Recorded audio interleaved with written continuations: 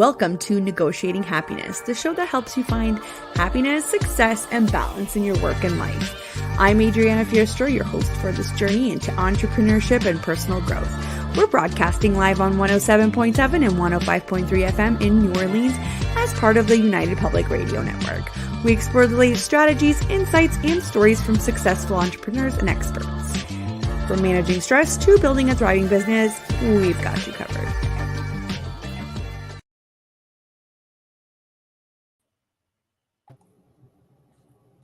Good afternoon, everybody. This is your host, Adriana, and you are listening to Negotiating Happiness on 107.7 and 105.3 on the United Public Radio Network and UFO Paranormal Radio Network, airing live in the beautiful city of New Orleans. Everybody, just grab your lunch, grab your coffee, and let's dive into today's episode. I am super excited to be here with Edie. Hello, Edie. How are you? Good, thank you. How are you? Oh, good. Thanks. There was a little bit of a lag there. I'm so excited to have you on today. Today we're talking about mastering stress and burnout. And as you know, as humans, we've all gone through it, but especially if you are an entrepreneur, you know exactly what this means for your work-life balance. So today we are introducing Edie and her business, and her business is Edie Gudaitis Wellness. I'm so sorry if I'm pronouncing that totally wrong. Please educate us on how to pronounce that. It is Gudaitis, yeah. Gudaitis. Okay, perfect. Wonderful. So who is Edie? Edie is the CEO and founder of Edie Gudaitis Wellness. She's a communicator, connector, and community builder. Her heart-centered why is to inspire, empower, and uplift people to live their most authentic life where they feel balanced and at ease in their body, mind, and soul. As a certified yoga, breathwork, and meditation facilitator and best-selling author and coach, some of her favorite ways to support clients include wellness retreats, workshops, speaking about stress, change and resilience, writing, and via her new podcast, the Stress DETOX Podcast. And I've included some links in our description there to see what is on the horizon for Edie. So check them out. She's got a Mexico retreat coming up, which if you've listened to some of our other episodes, you know that I'm a big fan of Mexico. So go check it out. And she's also got her book link in there. I cannot wait to sit and dissect and talk all about stress, Edie. So take it away. What should we tackle first? Stress is such a big topic. Stress really can impact all areas of our life. And right now we're living in such a fast-paced society, paired with the entrepreneurship journey of wearing all of the hats. It can be really overwhelming. All of them. Yeah, literally all of them. And it can just be really overwhelming at times as to where to focus our energy, when to pause and really refill our own cup, and just use practices that are so simple and quick, but not like fast paced, but there's something that we can use and access within ourselves quickly to then like refocus and keep moving forward. Otherwise, what can happen with stress is we get into an anxious thought pattern, and that just creates a whole downward loop, and everything is then spinning out of control. Our focus goes out the window, our productivity goes out the window. We can shift into like a fight and flight state or a freeze state and fully shut down. And it becomes a lot more challenging to actually complete the tasks that at one point we were excited about, and to then maybe meet different deadlines or goals that we have for ourselves in our business. So learning how to really connect with ourselves and to access tools that literally are free within us can be really, really powerful, so that when different curveballs happen, instead of reacting to them, we're able to pause and breathe and re-expand our awareness to then choose a solution that's a lot more in line with the end outcome that we have in mind. Right. So I guess tell us a little bit about the types of clients that you've got that, you work with and the kind of challenges. I want to put it out there to see if anybody can relate, and especially if they are in the entrepreneurial sphere. So tell us a little bit about the kinds of clients that you work with. Yeah, so I work with clients in a one-on-one capacity as well as in group capacity. And my clients range from entrepreneurs to corporate focus to the healthcare system to the education system. So it really is like the full spectrum. And something that is commonly shared, I'd say across the board, is just having lack of awareness of what is available to us. And something as simple as taking a few moments every morning to just breathe 5 deep breaths consciously, being fully present to them, and then doing that again in the middle of the day and doing that again at the end of the day can be really, really powerful for offering grounding. Some of the clients that I work with are navigating major stressors of being in like the medical field and working in the emergency room or working in hospice or working in a doctor office capacity. And then some of the clients are entrepreneurs where they're building a business, they're scaling, they're speaking with investors, they're getting more financial backing that way. And so there are different pressures and expectations at play. And really it comes down to how are we showing up through it all? And what are we remembering about our own power and our own truth that's going to guide us forward through all of the different opinions we might receive, through all the judgments we might have about ourselves, or any of the self-doubt that might creep up as we're blazing our own trail forward in entrepreneurship. So having tools like the breath or a simple body scan to just notice, like right now, if I'm writing an email to someone and it's a tight deadline, am I like tight? Is everything crunched? Am I holding my breath, or am I relaxed and actually present to the experience as I respond and take the next step?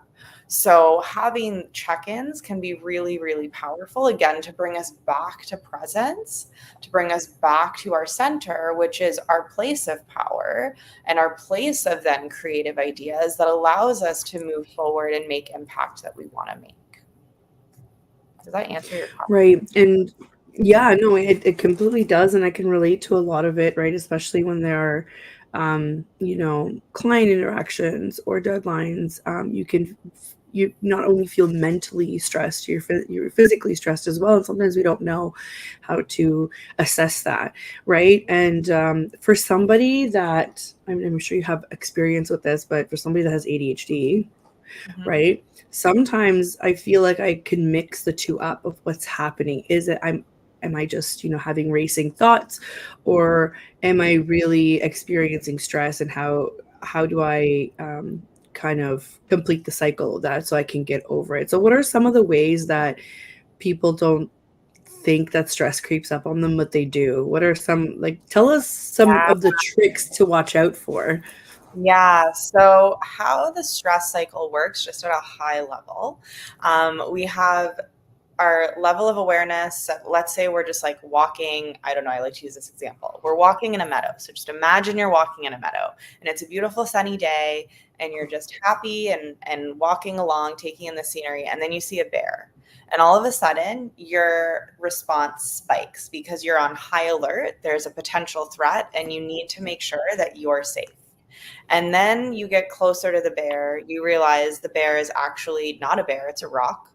And you're like, oh, okay, cool, I'm actually fine. And then you'll feel your body start to chill. So it's like you get that adrenaline rush that spikes up and then it starts to come down and you come back to what's called homeostasis, back to your like middle ground. And that doesn't have to happen just when we're like in a meadow and think we see a bear.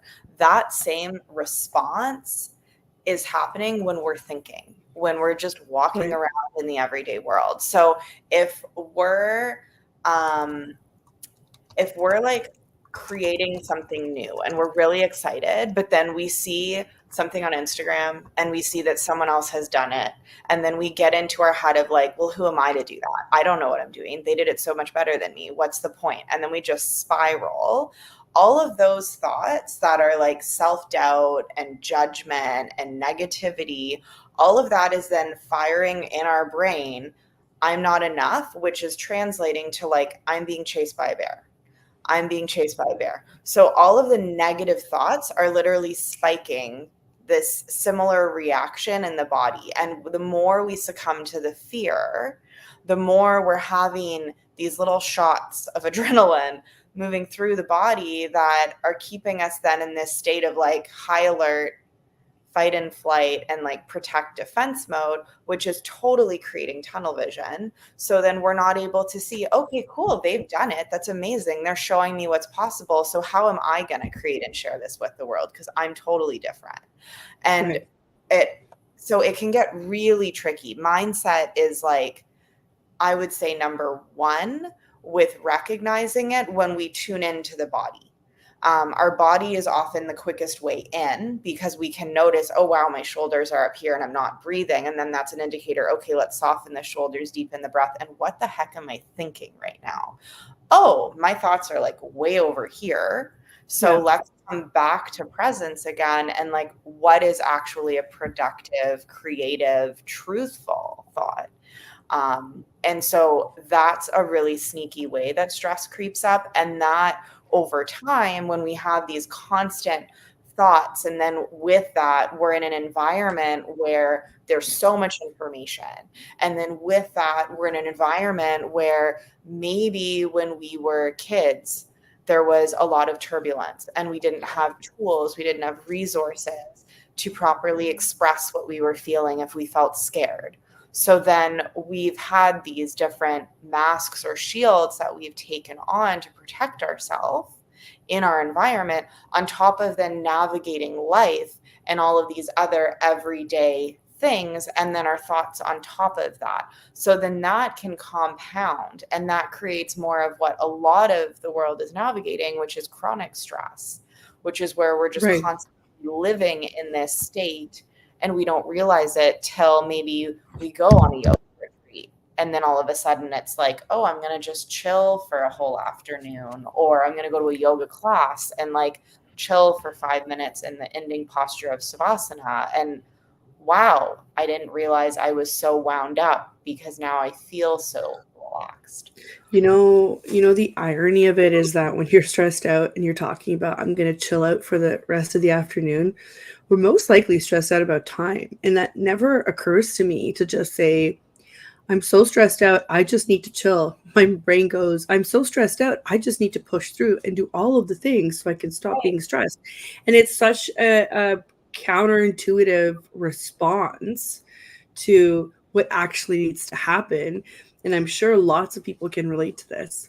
Well, and totally as well, like if you think about people-pleasing tendencies, and again, if we go back to like childhood and navigating life and being accepted and having that sense of approval and feeling loved and like we belong, like all of those things are so integral then to that idea of pushing through the to-do list and just doing the next thing. And like, I'm totally, I used to be the biggest people pleaser, and I used to ignore every signal of my body. And that's why I had burnout and had so many things in the past that I've navigated, because I just was like, nope, love you, body, keep going. And it's like, we have to start to check ourselves. Like I have a phrase, it's like, check yourself before you wreck yourself, because I've learned the hard way a few too many times. And it's just like, how can we recognize, okay, yes, this is my to-do list, and actually I do have deadlines. So all of these things are priorities, but can I just take 5 or 10 minutes or 15 minutes and go sit on a park bench in the sun, go walk around the block for 5 minutes, sit down on my couch and close my eyes and just focus on my breathing for 5 minutes. Like one of my favorite tools, I literally did it earlier today, legs up the wall. And I put on a song It's like super meditative for 5 minutes. You can do it with your legs on the couch instead, but it's very down regulating for the nervous system. So when we're locked in fight and flight of the sympathetic response, which is the stress response, doing a posture like legs up the wall or child's pose, even laying on your tummy in prone position, can be really grounding to get us more into the parasympathetic nervous system. And by focusing on deeper breath, and by focusing on scanning awareness through the body or maybe doing gentle tapping, we're also then connecting more with that vagal stimulation of the vagus nerve, which is the brain gut connection that helps us shift from high stress reactivity into more of that flow state, relax, digest, reset. So it's very important to take these little breaks. But it starts with really just cultivating body awareness. And that's why most of the work I do with clients is literally just start to notice your breath. What does your breath feel like? Where do you feel your breath? Do you feel it in your chest? Does it feel really constricted? Does it feel spacious? Do you feel a slow, deep breath, or is it super fast? Start there. And then, okay, what is it like to actually take 5 slow, deep breaths? And your brain is probably going to be like, I don't need to do this.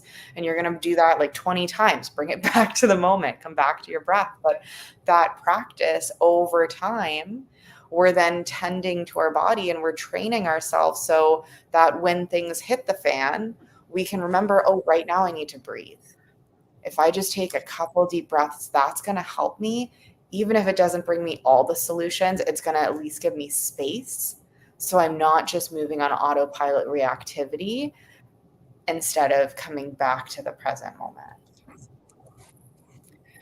I think we have to do a bunch of unlearning because, I mean, we've all heard it, right? When we're just like, okay, take a deep breath. And well, if somebody's in like super stressed out mode and it's not typically helpful to just throw that, reaction at somebody else, especially when you're also visibly like concerned about them and you're not in that state.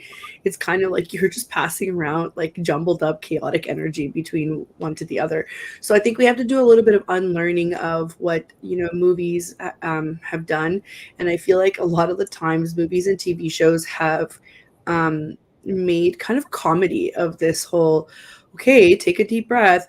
And it's like, no, but here's something really interesting that I just found out a couple of days ago is because you reminded me when you're talking about how to breathe, which is something so basic that we don't think about it. We just do it, right? Because we're conditioned to think about the bigger things, the money that we need to make, the houses we need to have, the going to work and doing all these things. And we forget, like, what's the very first thing that you need to do in order to be able to exist? It's breathe, right? But you reminded me of how I started when we talked about meditation, how to learn how to meditate. And the first thing is like, you have to feel your breathing and how to control it. But here's what I found out, which I thought was really cool.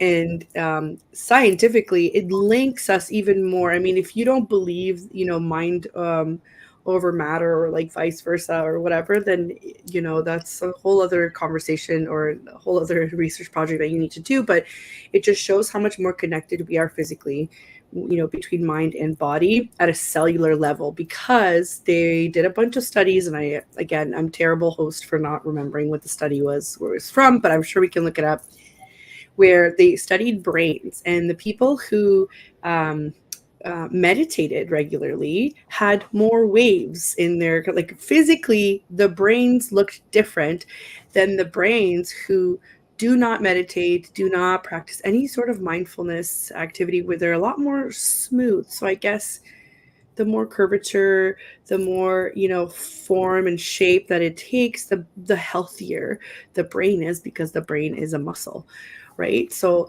it just kind of goes to show that we have to go back to the basics and unlearn a bunch of things and focus on the step by step. So I guess my next question would be, you're talking to a whole bunch of different, busy people, different schedules, children, work, life, just everything kind of hitting them from everywhere.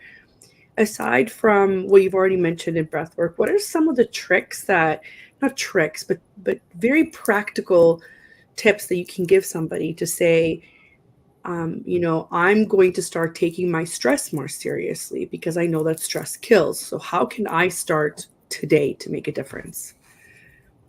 Yeah. Oh, wow. I love that you just said what you said, because it's something I say a lot, and it's so true, and it's hard to hear, but it really is. Like, unmanaged stress, I feel, is the root to so much of the just disease that we see in the world, a lot of the illness. Like, yes, some of it is genetic for sure.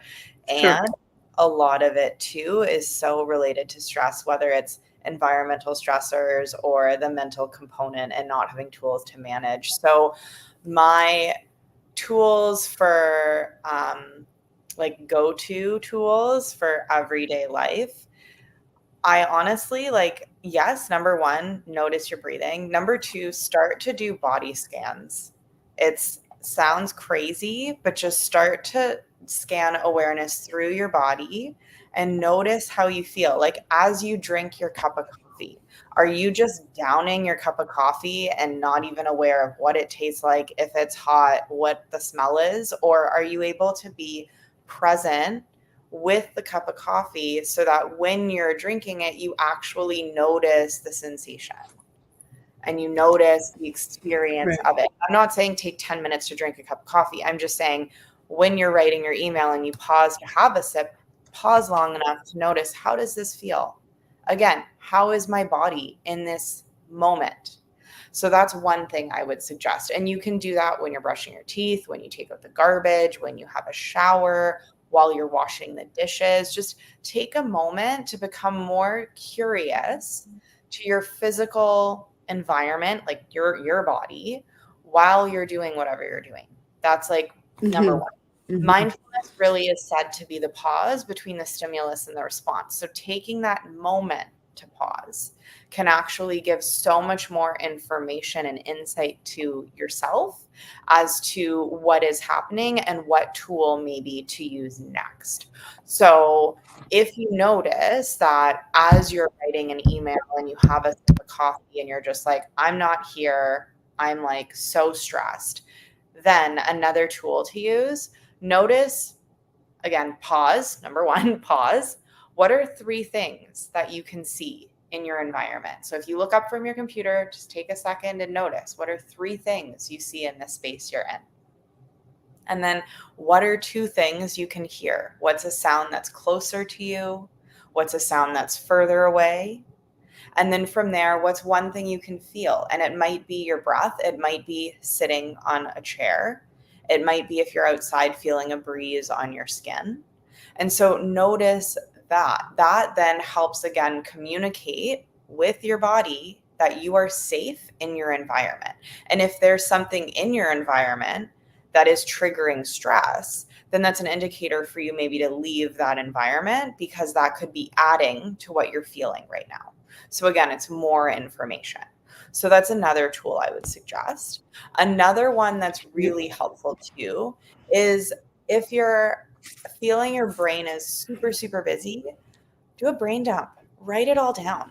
Grab a piece of paper, grab a pen, and just start writing stream of consciousness. Like, whatever is there, get it out. It can be work related, family, fitness, doesn't matter, but like, get it out of your head onto paper so you can see it. And then there's less of it that's jumbled in the mind, taking up what I call mental real estate. So just do that. That tends to help quite a lot as Right. well. And then the other part too is, if you notice, like, you're really fixated on the negative and you're really in a space of projecting, then can you take a second, and is there anything, like, yeah, some of that might be true, some of it might be story. So can you write down, like, what are all the facts? What are you putting in there that might not be fact, that's just story, that's made up? Write that down again. Look at it. That helps you so that you're more, what we call in mindfulness, neutral, so that you're not as Right. reactive. And then as well with that, then another practice is gratitude. And gratitude is like life-changing. Gratitude really is starting to be thankful for all of the aspects of your life. So again, right now, you can even pause and just think about like, what's one thing you're grateful for? And it could be the sunshine, it could be running water, it could be that you're wearing your favorite watch, like whatever. It doesn't matter. But if you get into that practice of starting to notice, okay, what am I grateful for? Like maybe you have had a massive disagreement with a business partner, or maybe your kids are driving you absolutely bonkers and they're like on a sugar high. Even within that context, what are you grateful for about the partnership you have with your business partner? Like, what is one thing about them that you do really enjoy? Can you come back to that? Can that be your anchor of your why? And with your kiddos, again, even if they're driving you insane, what is something that you're really grateful for that they bring you, like the joy they bring you in your life? It's not discounting that they're still driving you nuts and maybe they've done something that you're not in agreement with, but can you still in that moment see a silver lining so it's not all heavy negative energy? Because that helps shift us out of some of that stress response so that we're able to come back to our center to again create these more aligned choices and show up in our truest self, which is above all what we strive for. So those are a whole bunch of tools. Right. I appreciate that. And I think a lot of it too can probably be summarized sometimes as be careful how you speak to yourself or what kind of pep talks you give yourself, because, you might be in a crappy mood now and you might say something like, oh man, I'm just lazy, or oh man, I'm just the worst at this. And then your body starts to actually believe it, and that creates more tension. It creates more, and I know it seems silly, but it's kind of like how we used to talk to ourselves when we were kids, right? Where everything is all about big emotions, not knowing how to handle it. We're just bigger kids now. And I find that sometimes logic steps in and sometimes it doesn't, right? Yeah, So this is super helpful. Thank you for all of those tools. Yeah. totally. Yeah. And I love what you just said about like the speaking part, speaking to ourselves. I think that's super, super powerful. Something that I am a big, big, big believer in is the power of affirmation. It's something I've been using in my practice for like a decade, and I always share it with clients. And it can be an I am statement, like I am powerful. It can be I am great at everything I do. It can be I am brilliant. Maybe it's I am beautiful. If you're not comfortable with that, you can say I like my eyes, like starting to notice things about yourself that you appreciate. And then from there, you can take other phrases. But something I often reflect with like classes or retreats is the mantra, I am safe, I am supported. And that is a really powerful one when we're working with nervous system regulation, because again, that if you literally say that to yourself right now, like I am safe, for me, my body relaxes. So Right. mantra can be really, really powerful. And like you just said as well about speaking with ourselves, we are mostly water, and water retains memory. And there are studies that have been shown, I think in Japan and other places, where like if you speak positively to water and they studied water, the literal molecules of the water changed compared to like speaking Mhm. negatively or ignoring it. And that's similar with plants. If you're speaking to your plants and you're giving them love, well, we're part of nature. So it's the same thing. When I look at my own past of when things were not what they are now, I was very negative and self-deprecating. I look at my skin, my inflammation, like all of the things I was struggling with. And then I look now at where I'm at, like really cultivating a practice of acceptance and speaking kindly to ourselves is one of the most profound tools for helping to really offer support and regulation. Right. So, it just goes to show, we just need to remind ourselves kind of what space we're in, and we need to be able to step back. But sometimes dealing with those big emotions, we can't step back. And who knows, maybe it's like a really big deal in your business, or it's, a deadline, or and you just feel like you don't have time. I just think that everybody needs to remember that if you don't have your health, you're not going to have time, regardless of what you do, regardless of, how much you achieve today, you might not have tomorrow. Yeah. And it sounds all gloom and doom. I'm just being realistic about it. So while we're on the whole like love and light, yes, love and light, it's obviously helpful, it's obviously part of who we are, and like you said, we're connected to nature. But if you want me to talk to you a little bit more harshly in terms of business or time, you're not going to have that time if you don't make time for love and light, or however it is that people want to put it into perspective. I'm all about getting stuff done, but at the same time, if let's say I'm speaking to somebody and they're just kind of, oh, I am no BS, and what is this, I don't know. I'm a millennial, so we get called snowflakes a lot, right? So I'm like, you're being a snowflake. I'm like, well, am I? Or am I just realizing that there's just way more than this, like, BS way of doing things, that where I get to shut out every single instinct that I possibly have, and I just need to like look down and just kind of go with it. I choose not to. I choose to look up. I choose to look around. I think that's like the main takeaway for me out of this conversation so far. It's like, choose to stop, choose to pause, choose to look around, and then kind of work on it. And I'm a very impulsive person. So this coming from me is like, I've had to work through it. I've had to really just kind of be like, pause, don't do that thing that you want to do. Don't say that thing that you want to do, including towards myself, right? Sometimes we're our own worst critics. And I talk to entrepreneurs all day. We are our own worst critics. I talk to very high achieving people all day, every day. It's very hard to get out of that mindset and to not look at yourself that way. It is very easy to compare. I mean, I'm looking just even at this platform.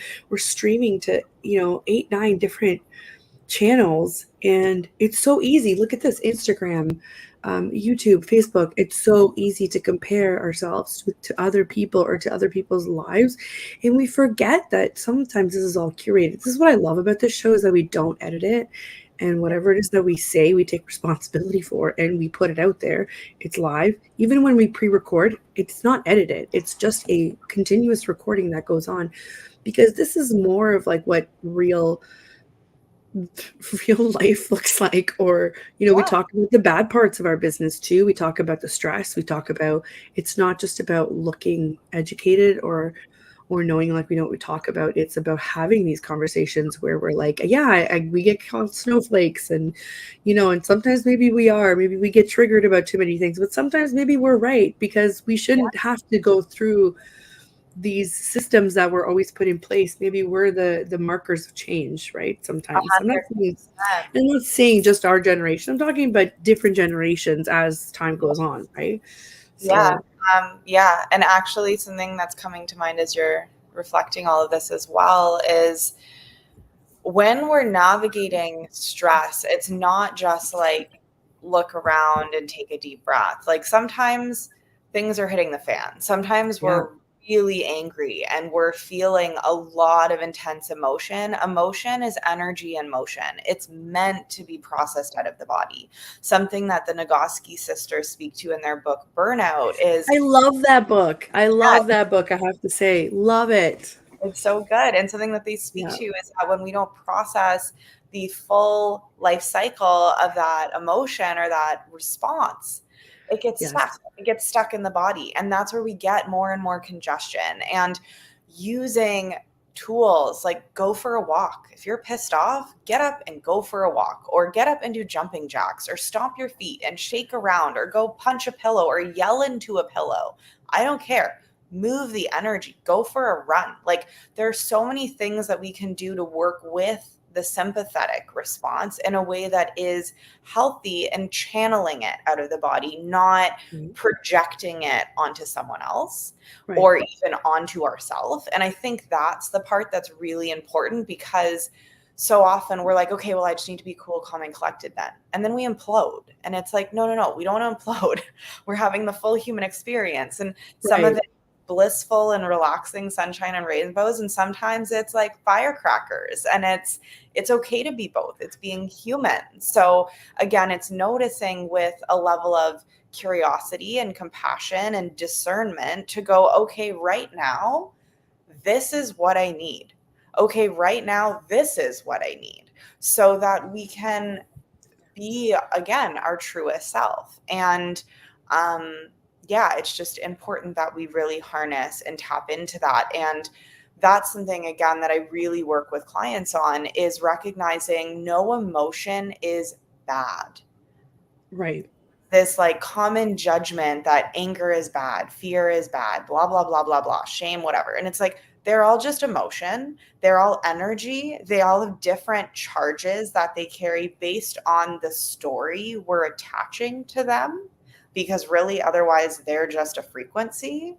And once we process it, once we surrender to the anger and we're like, okay, I'm going to stomp and scream and have a temper tantrum for 3 minutes on my own because I need it. Because again, we're we're large children. We still have those same things.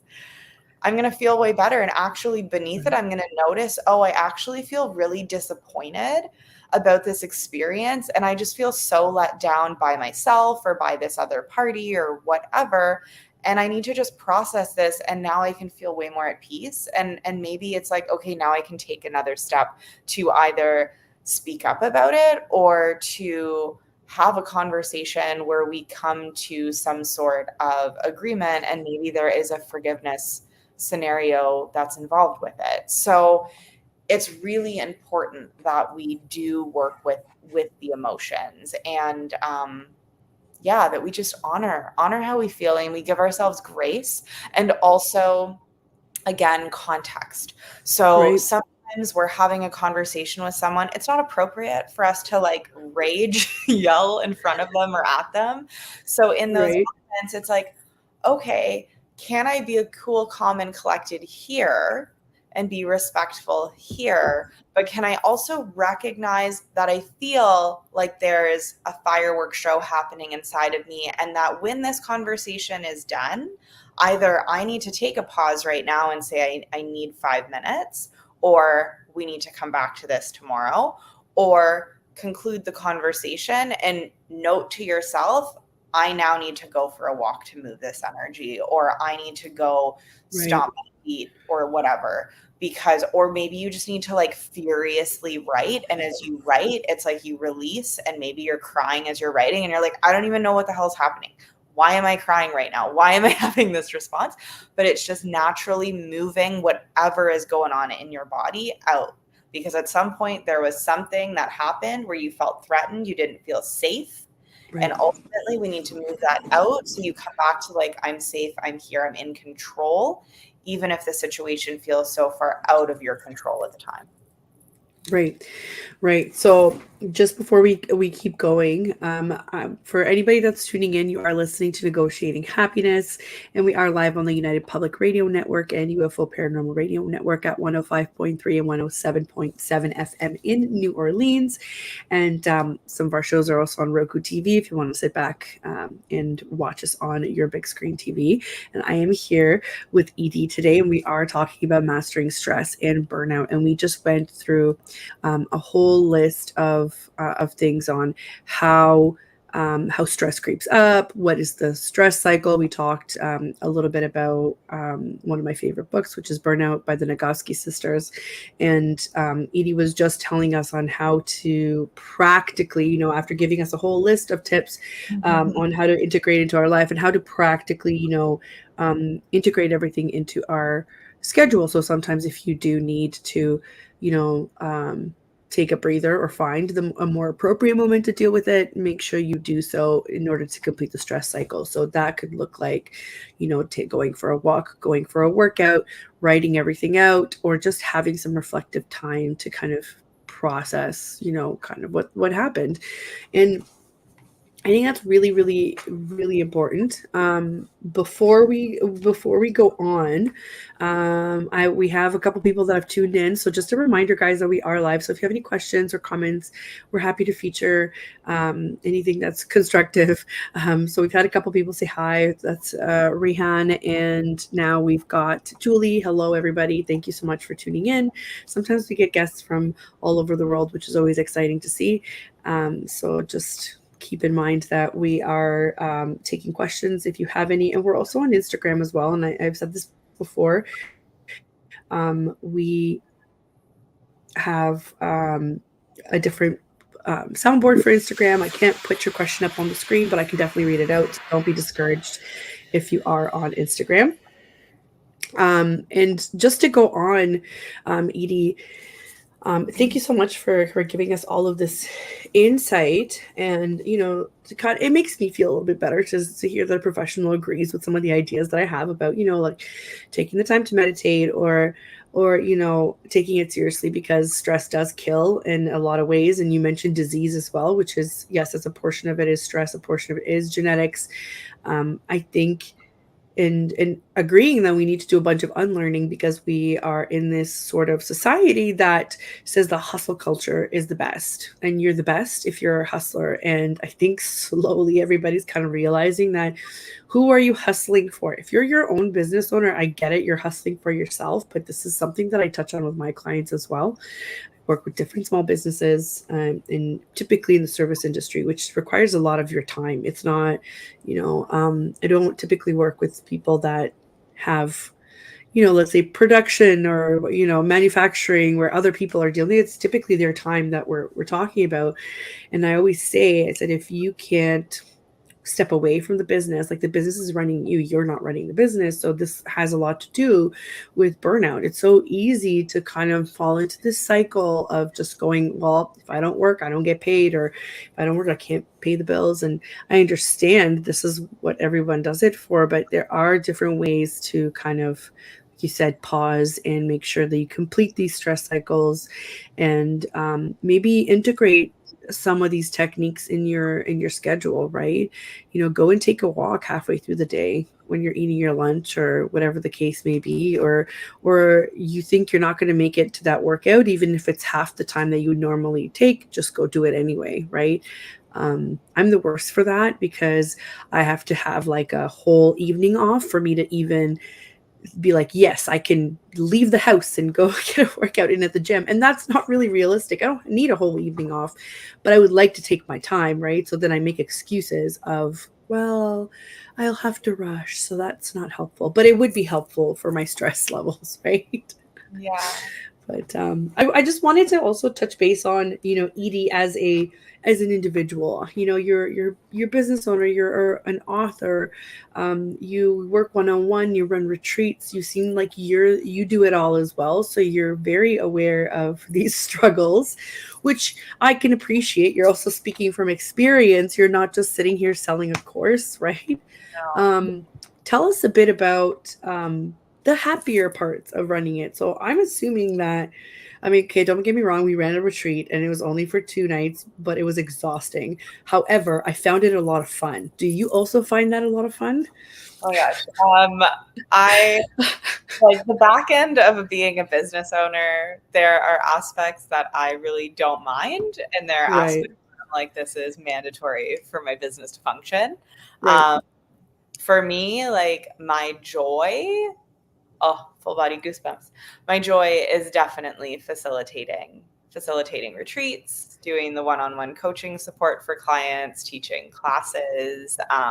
For me, it's such an honor to witness someone experience a greater moment of peace, to experience a deeper connection with themselves, to have that aha of, whoa, like my hips are so freaking tight and I can actually send breath towards that part of my body, even if I just imagine it in yoga, and it's going to help shift something. And now I just feel way better, and I feel way more flow with my body. And whoa, I had an amazing sleep last night.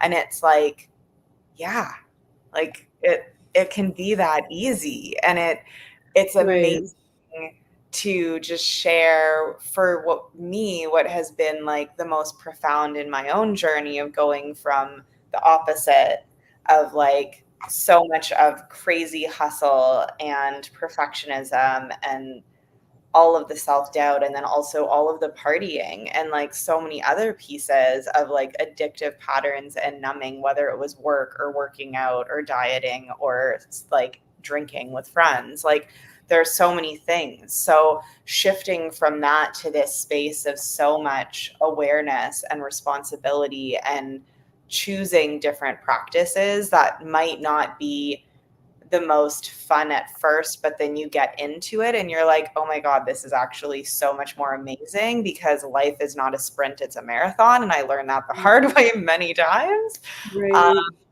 it's amazing to share it. It's amazing to give back to the community. Like I was teaching last night and I literally was sitting at the front of the room and everyone was in the first posture and I just had like silent tears. I was like, oh my God, like this is just such an honor to hold space in this way and to see others show up for themselves and be curious to try these practices and start to have more conversations around like, how am I feeling? What the heck is my body doing? Yeah. So yeah, teaching for me is amazing. And retreats, oh my gosh, retreats are the best. Retreats are like so fun because you're getting, whether it's a full day or a full week, it's just this time for you. And part of it is really introspective. And part of it might be really playing with your edge. And you might hate it and you might want to leave, but you're going to stick with it and breathe through it and take care of yourself as you need.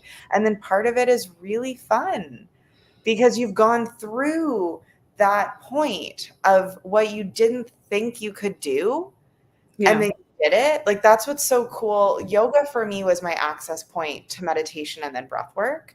And for me, it started with recognizing my own power for like holding certain standing postures or arm balances.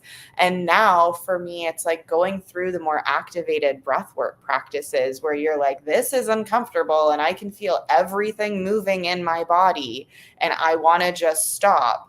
But you surrender deeper to that breath and then you come out of it and you're like, I'm so happy I did that. I feel like I just released 5 years of my life. And it's Right.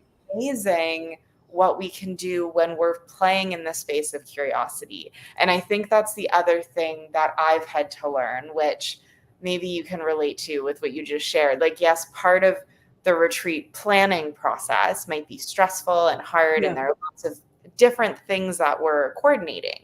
Yeah. But there's also the joy of the experience itself that we're sharing as a group. And then it's really recognizing like, I just did that. Like, look at what I just created for someone else, or look at what I just experienced myself being a participant. Look at what Yeah. I've learned, look at what I've gained. Like, it's really beautiful. And it's nice to see that retreats are becoming more of a common choice for people Mm-hmm. in terms of scheduling vacation time and being like, okay, instead of going on a vacation where I'm just going to drink my face off and eat junk food, I'm actually going to go and like take time and be at this beautiful resort. And like, yeah, I can order cocktails still and like have a great time, but also I'm going to really tune into like rest and restore while having fun. So when I come back, I do actually feel replenished, not tired and actually needing a proper vacation because I just like sent it in all the forms. Do you know what I mean?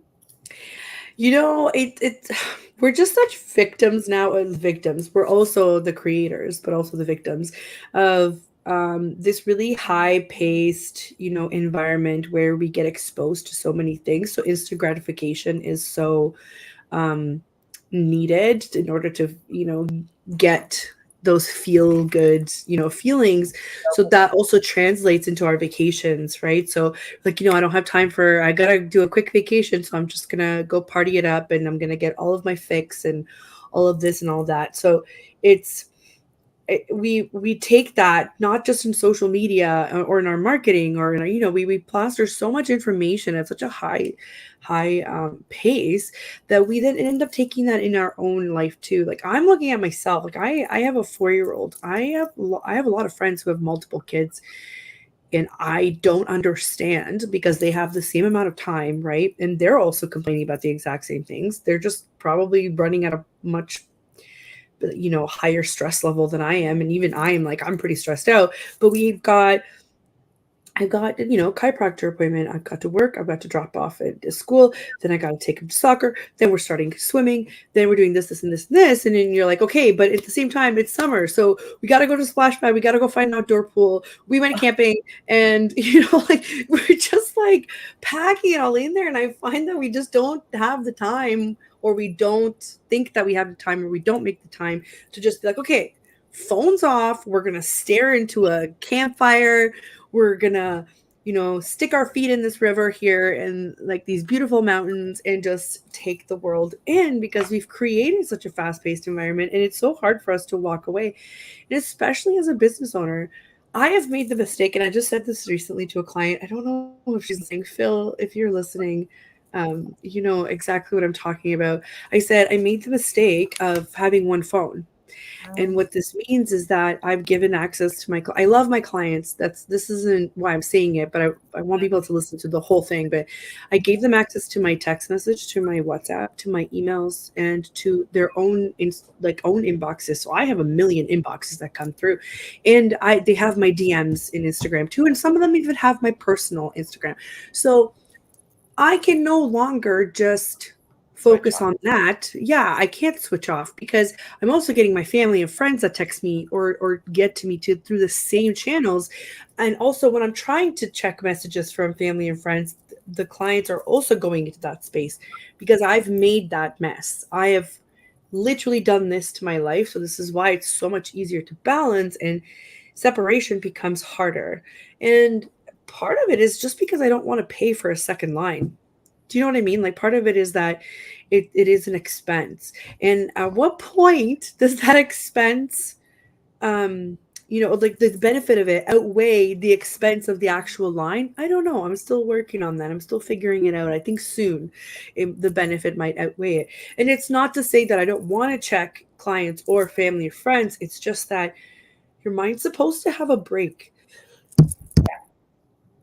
I think that's a really big part. Your mind is definitely supposed to have a break. And with that too, like I navigated something similar when I was really starting out and wanting to be everywhere for everyone. And then I burnt myself out within the first year of my business. And so now I've become a lot more heavy with my boundaries.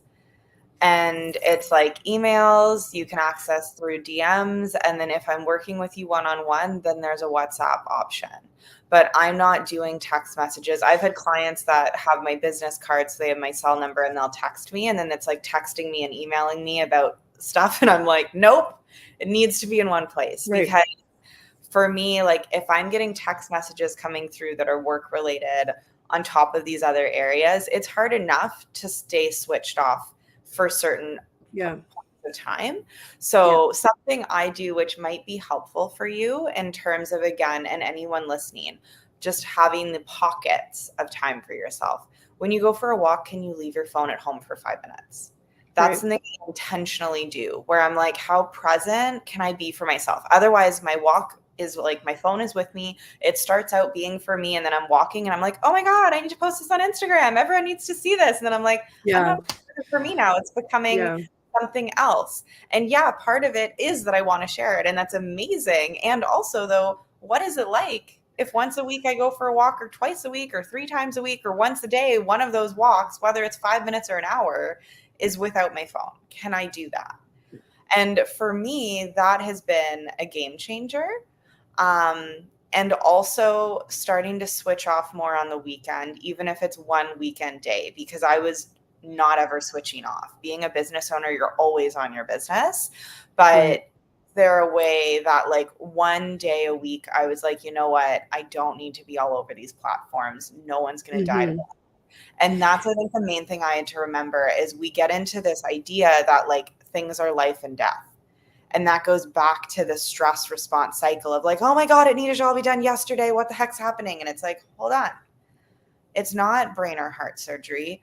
No one is actually going to die right now if I don't share a story or if I don't post in this hour. Yes. So actually, I need to take 5 minutes for me because I'm not connected and grounded right now. I'm spinning around, and that's creating more challenge than ease for me to actually make an impact in my business. Also, it's just not operationally efficient. And I talk about this all the time. I talk about batching content. I talk about scheduling it out. Like social media managers, they're great because they take care of all that stuff for you. You don't want to interact with every single comment that goes in because you don't have the time, but you would like to. Great. Get a social media manager or somebody that will do that for you, part of the package. It's just something that your business is going to have to do as it's growing, as you're able to add these costs to your business, because it will make a huge difference operationally. And as you're saying, for your wellness as well. I say this all the time. You shouldn't just be creating content on the go unless it's like, just like a story, but you can put those out later too. Just, you can make a day out of it. And we are trying something right now with me and some of my biz besties where we're just, let's meet up for 1 hour a week and see what kind of ideas we can come up with, what kind of content we want to create, just to have a little bit more cohesiveness, to not have to think about it, to say, oh my God, I didn't think about this all week and now I'm scrambling, or I'm enjoying a walk with my 4-year-old, but I have to like post a bunch of things. That's not realistic. And for somebody like me, like if my child's at daycare or at school, I can't leave my phone at home, but I could for sure put it on silent and enjoy 5 minutes. And when the 5 minutes is over, I can, come back to it. Can I leave without my phone? No, but I can implement that same idea where you're like, okay, but you have to keep those boundaries with yourself too. And it's so funny because we all have such great intentions, but we just never have the follow through. And that happens operationally too with all of my clients too. It's just funny how that all translates. So once you start working on that, I feel like every single area of your life improves, right? So like operations with me and wellness with you, and, marketing. That marketing is another huge thing of, we have all of the best intentions to put out strategy that makes sense, and then we never follow through with some of it, right? Or we think we're going to launch all these things and then there's no follow through. I'm very guilty of that. I still have a quiz for everybody that I have not launched, and it's been ready for probably 8 months now, so stay tuned. But so we're just almost at the top of the hour here, so again, we could probably have many conversations about this. I just one last quick question is, I want to know what makes Edie happy. I don't want to know about how you love to help people because it's very obvious through your work. I want to know, like, what are your hobbies? Like, what do you like to do when you're not in this space? We want to know about personal things because we want to get to know Edie as a person. And sometimes entrepreneurs don't think about that because they're too focused on their work and their life and their family and their, Yeah. And I totally lost myself to that when I started my business. I love dancing. Dancing is that, like, my soul is happiest. I love hiking. I really love being in nature, being by the water, being in a forest is really grounding for me. I like that too. Yeah, so good. I love curling up with a good book and just chilling or watching something on Netflix in the evening to decompress sometimes. I really enjoy baking without recipes and just kind of winging it and seeing what I create. Yeah. I also love traveling. So whether it's going, like, I haven't been to Europe in a while, but whether it is Europe or whether it's more of a tropical location, I spent part of the winter in 2023 in Costa Rica, and that was totally magical. So that's something I appreciate with my business is the remote aspect and being able to tie in some of the retreats where I offer them or workshops with vacation or just working remote, because I really do love exploring new places and meeting new people and experiencing new cultures. Yeah, those are probably amazing. It's just always great to learn a little bit about, who is Edie, and I always love that I can relate to a lot of those things. I love traveling too, and I love just, again, being in nature. So that's amazing. Well, thank you so much for coming on. This has been really great. I wanted to point out again that if ever anybody wants to go ahead and check out the retreat, I highly suggest it. Let me post the link again right now. Yes, Equilibrium Retreat in Mexico is November 16th to 23rd, and we have 3 spots left. See. Yeah. And you can access it on my website. Here, guys, take a quick look. And even if you're looking through the archives and you're hearing this, you can still see it on any of the 8 or 9 different platforms that we've posted it on. You'll see it there. Check out Edie Gudaitis Wellness, and follow Edie on YouTube. She does a lot of yoga videos. Anybody that's a yoga fan, I checked out a couple of them. They're awesome. So thank you again so much, and we hope to have you back. Yeah, come back in a couple of months and tell us about how the retreat went and whatnot. I'd love to hear about it. Yes. And thank you all for tuning into the show. We always love to hear from you, and to everybody at the United Public Radio Network and UFO Paranormal Radio Network for the platform. We appreciate you. Have a wonderful day, everybody, and we'll see you next week. Thank you. Bye.